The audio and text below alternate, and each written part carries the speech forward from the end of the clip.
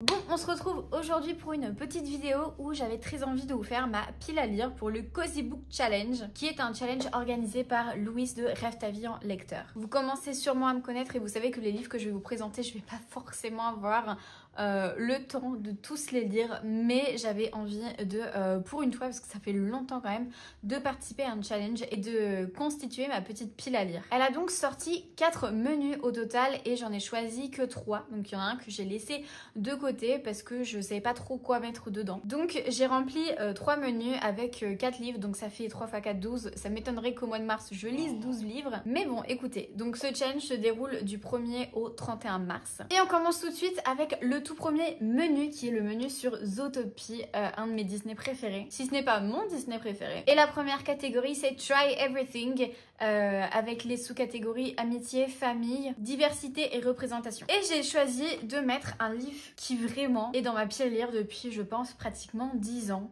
En tout cas il n'est pas loin, je pense, des 10 ans, et peut-être que je vais enfin le sortir, je dis bien peut-être. Il s'agit de En route de Adam Rex dans les éditions Michel Lafon, que j'ai acheté il y a vraiment très longtemps. Je crois que c'était même à une vente privée. Parce que c'est un de mes films préférés, le film, enfin le dessin animé du coup, le film En route, c'est un vraiment de mes dessins animés préférés avec Zootopie. Et je l'ai vu mais un nombre inimaginable de fois tellement je l'aime.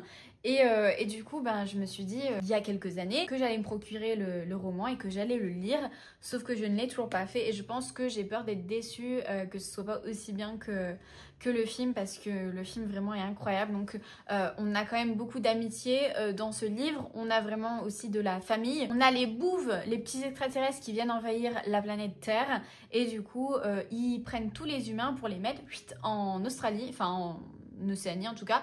Et eux ils se gardent tout le reste de la planète et du coup ils ont donc enlevé tous les humains, sauf que ils ont oublié Tiff, en tout cas dans le film c'est ça, et c'est caché derrière le chat et en fait le drone qui repérait les humains n'a donc pas repéré Tiff et elle est restée toute seule comme humaine sur la planète Terre et sa mère est partie à l'autre bout de la planète, et donc elle du coup sa mission c'est d'aller essayer de retrouver sa mère. Et voilà, et donc on va aussi avoir une petite histoire d'amitié normalement, si le livre est exactement comme l'histoire du film. Alors par contre je sais pas du tout si c'est le film qui est sorti en premier ou si c'est le livre. Ah non, je pense que c'est le livre parce que 2007 ça commence à dater cette histoire. J'ai trop envie de le lire mais j'ai peur de le lire et de pas l'aimer à sa juste valeur. Ensuite pour la catégorie ça s'appelle une arnaque trésor, on a enquête, thriller, manipulation et mensonge, et j'ai décidé de mettre Le mariage parfait de Geneva Rose dans les éditions Pocket sur ma lancée des thrillers. Du coup depuis La femme de ménage, c'est vrai que c'est des livres qui m'intéressent un petit peu plus, donc je me suis dit pourquoi pas. Ici j'en sais pas plus parce que j'ai pas voulu regarder le résumé. J'avoue que je pense que vous connaissez un petit peu comment je suis, j'aime pas trop lire les résumés. Donc là, j'ai juste sa maîtresse a été assassinée, sa femme est son seul espoir. Donc écoutez, voilà, ça sonne un petit peu comme quelque chose de mal barré. Donc j'ai très envie de découvrir cette histoire et de voir si effectivement j'aime bien les thrillers ou si c'était juste La femme de ménage que j'ai bien aimé et tous les autres je les aime pas, j'en sais rien. Ensuite on a la catégorie Comment appelle-t-on une chamelle à 3 bosses, avec les thèmes créatures sauvages, monstres et métamorphoses. Et j'ai décidé de mettre le livre le plus lu du BookTok, du BookTube, de tout ce que vous voulez de l'année dernière, je crois plus ou moins. Il s'agit du premier tome de Fourth Wing que je n'ai toujours pas lu dans les éditions Hugo Roman, collection Romantaisie. Voilà, je l'ai toujours pas lu, le tome 2 je l'ai, le tome 3 je crois qu'il sort bientôt si je dis pas de bêtises, donc je me dis qu'il serait temps. Mais en fait je pense que ce livre là, à lui tout seul, il va me prendre tout le mois de mars. Donc bon, écoutez, on verra. Soit je le dévore, soit je mets vraiment tout le mois entier à le lire parce que je vais pas avoir le temps, parce que si, parce que ça. On verra. Et du coup, pourquoi je le mets dans cette catégorie-là? Tout simplement parce que je pense très fortement qu'il y a des dragons et donc ça rentre dans le thème. Et au niveau de l'histoire, vraiment, je n'ai aucune idée de qui sont les personnages, de comment ils s'appellent. Et qu'est-ce qui se passe dans ce livre? Vraiment, je n'en sais absolument rien, juste qu'il y a des épreuves et des dragons caractériels, des personnages complexes et une tension romantique palpitante. Voilà un petit peu, mais vraiment j'en ai aucune idée de ce qui se passe dans cette histoire. Je me demande même si c'était pas le livre le plus lu de l'année dernière et pas de l'année dernière. Ensuite, pour la dernière catégorie de ce menu, c'est Patoun glacé avec les thèmes nature writing, aventure, voyage et découverte. Et du coup, pour tout ce qui est aventure, voyage, j'étais pas trop inspirée, je savais pas trop quoi mettre, donc du coup j'ai décidé de mettre le tome 2 du Pont des Tempêtes. Donc c'est La Reine Traîtresse de Daniel L. Jensen dans les éditions Brajlon, en sachant que je suis toujours en train de lire le premier tome, mais je pense que je vais le terminer et donc du coup je pourrai lire le tome 2 au mois de mars. Donc voilà, pour moi, dans le Pont des Tempêtes, on parle plus ou moins de voyage entre guillemets, de voyage entre les petites îles, de l'aventure, hein, puisque Lara vient de sa petite contrée et doit aller se marier avec le roi du royaume d'Izikana. Donc forcément, il y a des petites aventures, des petits voyages, donc pour moi ça rentre dedans. On est sur une trope de mariage forcé aussi, enfin mariage forcé arrangé. On est vraiment dans de la fantasy et dans des trucs qui sont vraiment hyper cool. Donc voilà, après je pense que vous connaissez quand même pas mal le Pont des Tempêtes et je pense que juste moi j'arrive après la guerre. Mais écoutez, j'ai très envie de continuer cette histoire. Ensuite, pour le deuxième menu qui est sur le thème de Heartstopper, on a la première catégorie qui est Deux garçons, une rencontre, où du coup dedans il nous faut une romance contemporaine, le coming out ou une lecture doudou. Et pour la romance contemporaine, j'ai décidé de mettre le 5e tome de True Beauty dans les éditions K-Books, c'est de Yaongi. Voilà, c'est un petit manhwa que j'aime vraiment beaucoup, que je dois continuer et que je n'ai toujours pas continué. Donc voilà, j'aurais pu mettre le tome 3 de la secrétaire Kim, c'était pareil. Mais écoutez, c'est celui-là que j'ai sous la main en ce moment, donc j'ai envie de le lire et de terminer en tout cas les 5 tomes que j'ai, puisque j'ai que les 5 tomes, pour après acheter la suite et continuer un petit peu, même s'il y a beaucoup de tomes et que ça coûte cher. Voilà, on est sur une histoire très sympathique, très mignonne et un petit peu humoristique quand même, où dedans on va suivre notre personnage principal. J'ai oublié les prénoms, à chaque fois j'ai oublié les prénoms, c'est un petit peu plus compliqué à retenir quoi. Et du coup notre personnage principal, elle se maquille énormément, elle s'apprête vraiment énormément parce qu'elle se trouve très moche quand elle est démaquillée. Et voilà, et puis il y a une espèce de petite histoire de triangle amoureux aussi autour. Donc voilà, je trouve ça très sympa et j'adore les dessins, j'adore l'humour qu'il y a dans cette histoire. Ensuite, pour la catégorie un milkshake bubblegum s'il vous plaît, il faut un livre avec une couverture pastel, ou en tout cas qui nous fait penser au printemps. Et donc du coup j'ai décidé de mettre le premier tome de My Happy Marriage. Donc c'est un petit manga, je vais pas commencer à dire tous les noms parce que sinon je vais jamais m'en sortir, dans les éditions Kurokawa, et je pense que ça rentre plus ou moins dans le thème. C'est assez pastel je trouve comme couleur, très printanier, donc écoutez, je pense que c'est validé. Au niveau de l'histoire, je sais pas trop, je pense que c'est aussi une histoire de mariage arrangé et c'est un mélange de fantasy et de Japon ancien, voilà. Ensuite, pour la catégorie Vive les bulles, il faut lire un graphique, une BD, enfin en tout cas quelque chose d'illustré. Bon, c'est un peu le thème que j'ai décidé de mettre moi-même pour ce menu, mais j'ai décidé de continuer avec le tome 4 des carnets de l'apothicaire que j'ai dans ma pile à lire de manga, et il faut que je continue cette saga puisque j'ai encore le tome 5 et 6 qui m'attendent.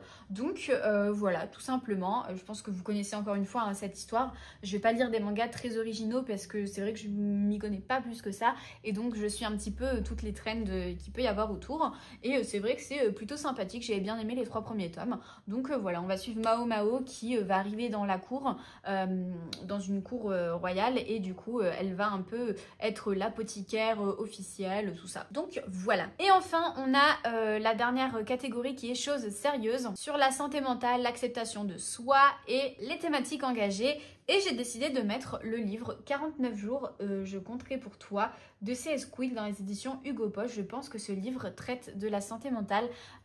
J'ai souvenir de l'avoir commencé et juste après les Campus Driver, je m'étais dit bah, je vais le lire, ça va être très sympathique.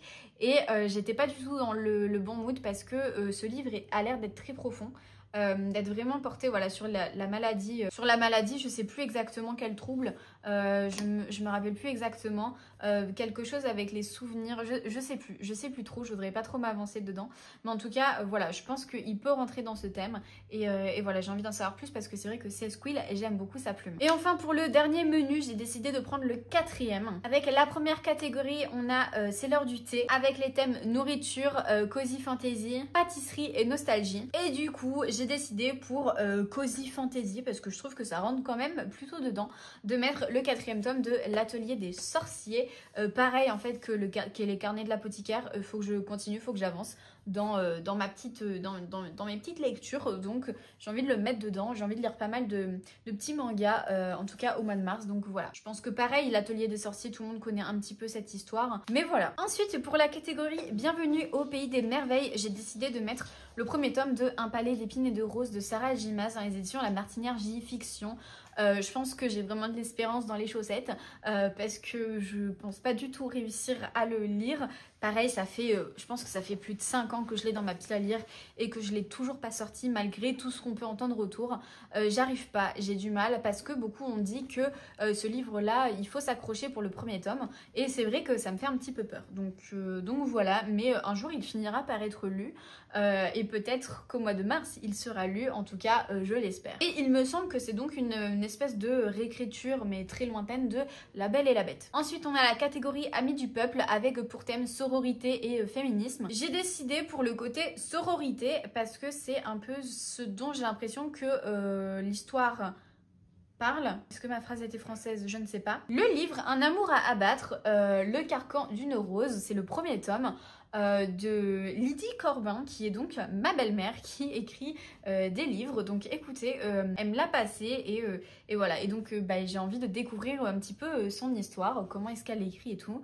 Donc si vous n'avez jamais entendu parler de ce livre, c'est normal. Je ne sais pas trop de quoi ça parle, si ce n'est d'une jeune adolescente qui s'appelle Perrine, qui voit beaucoup ses amis et c'est vraiment le début des relations amoureuses et elle commence à tomber amoureuse d'un garçon. Donc voilà, je pense que ça fait quelques années qu'elle l'a écrit, donc écoutez, on verra. L'histoire se passe en 1986. On verra du coup ce que j'en pense de cette petite histoire. En tout cas celui-là il faut que je le lise, pas forcément au mois de mars, mais j'aimerais bien quand même le lire assez prochainement pour pouvoir lui faire un petit retour quoi. Et enfin la dernière catégorie, c'est Prends garde au Jabberwocky, je crois, où du coup dedans il faut mettre un roman jeunesse ou une relecture et j'ai décidé de mettre les deux puisque je veux relire Le Petit Prince, qui est quand même un livre assez jeunesse et voilà, qui est une relecture incroyable. Voilà, je viens de sortir de son petit coffret.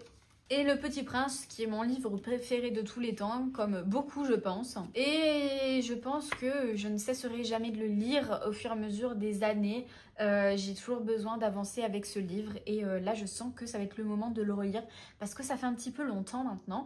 Donc écoutez, voilà, je pense qu'il sera lu au mois de mars. C'est un livre qui se lit vraiment très rapidement, il est vraiment court. Le Petit Prince il fait 100 pages, donc ça se lit très vite, 100 pages avec des petits dessins et c'est pas non plus écrit super petit quoi, donc voilà. Et bien écoutez, nous en avons terminé avec cette petite vidéo, j'espère que ça vous a plu. Encore une fois, je pense pas réussir à tout lire, mais je vais essayer de lire au maximum. Et puis si ça peut vous donner vous aussi des idées pour le challenge, et ben n'hésitez pas à vous inspirer de ce que j'ai pu mettre dedans. N'hésitez pas aussi à me dire si vous aussi vous participez à ce challenge. N'hésitez pas aussi à liker cette vidéo si elle vous a plu et à vous abonner à la chaîne si ce n'est toujours pas fait. Et puis écoutez, moi je vous dis à plus, on se retrouve dans un vlog puisque c'est là où vous allez pouvoir suivre mes petites aventures. Ciao!